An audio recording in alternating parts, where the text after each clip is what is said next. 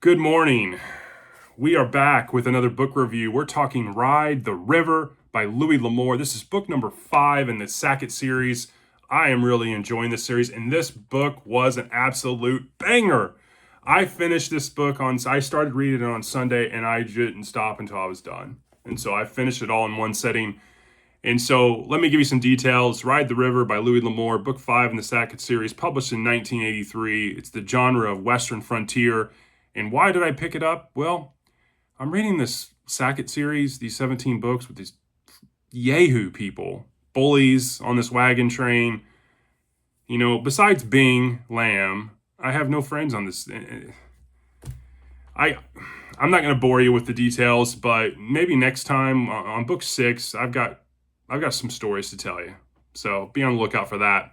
So let's talk about the summary of this book. I really enjoyed it, so let's talk about this, and I'll try to be concise. So first and foremost, this book's very jarring. We go from book 3 and 4, and then we jump like 200 years, and we're in the 1840s. There's civilization, there's towns and businesses, and yeah, it's very jarring. But we meet Echo Sackett.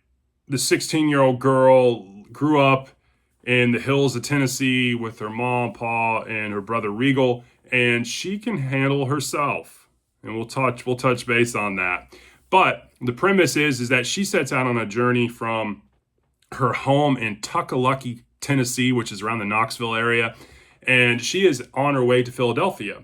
So lo and behold, they have peddlers that come around the wilderness where they have their cabins and their land, and they buy goods off of them. And those goods are sometimes wrapped in newspapers and other loose ends. And they saw in this kind of paper, loose end, newspaper stuff, that there was an inheritance to be had for any of the lineage of Ken Sackett. And lo and behold, Echo is the last in the line of Ken Sackett, his genealogy. And so she's on her way to Philadelphia to pick up this inheritance because her ma and her brother Regal, they live day by day, week by week, based on what they hunt, trap, and sell. And so this could mean a lot to them and really set them up. There's always improvements and things that they could replace and need. And so that's the premise of what she does. But where it becomes interesting is when you're in the 1840s and you go and people know that you're going to claim this inheritance.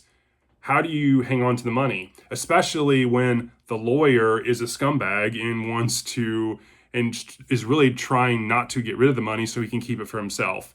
And so that's kind of the premise of the story. So let's jump into what I liked. And so there's a lot to unpack here. Echo Sackett is an amazing character.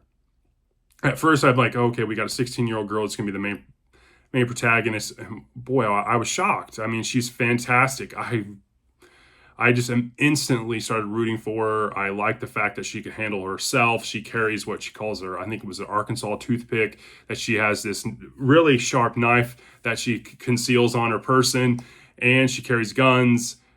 Yeah, she can shoot like there's no tomorrow, like she's Annie Oakley, and yeah, I really enjoyed her as a character. She meets Finian Chantry, and he is an amazing lawyer, older gentleman, but can handle himself. And he knew a Sackett along the lines of when he was in the war, and he feels obligated to help her not only to overcome this shady lawyer, but also make sure that she gets off and on her way home. And he's an interesting character, and I really enjoyed him. We also have Dorian, this likable uppish character, kind of a city slicker that probably reminds my wagon train of me, but he kind of helps out and becomes kind of an anti-hero, similar, to me. And he's very good looking, like me. But anyways, I also enjoyed Archie. He's a great character, kind of like he's a servant, but there's way more to him. And I really enjoyed him. There's some really great excerpts here. Nothing that I dislike, but I want to jump to the excerpts because I really like them. There, at one point, they were talking about, they were meeting with an innkeeper trying to get away from these people that are trying to capture them. And the innkeeper says, there was a Sackett that came along, many years ago that helped our family and stayed around for a week or two and request anything, and it was like bread on the water, which bread on the water means, to do something good without any wish for return or gratitude. And I really enjoyed that kind of excerpt. And it kind of piggybacks off the fact that throughout the story, you have the Sackett cachet.